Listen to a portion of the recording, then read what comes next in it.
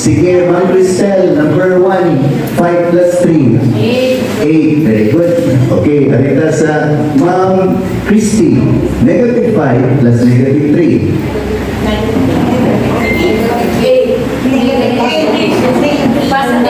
Positive 8. Okay, nice try. So, yung nakapagtubagan?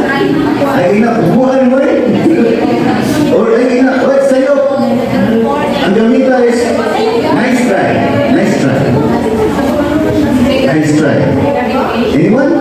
Yes, Maria. Any. Negative 8. Answer is negative. Okay, how about this one? Sige, Magliana. Positive 2, very good.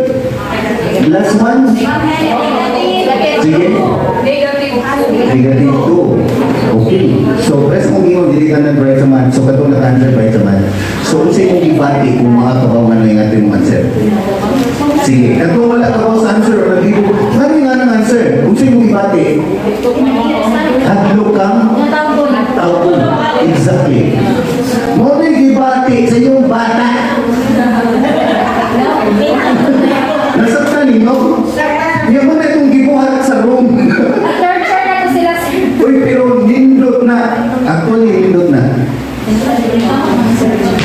Pero ayaw sila pusa. Masayop gani, ayaw makauwawi.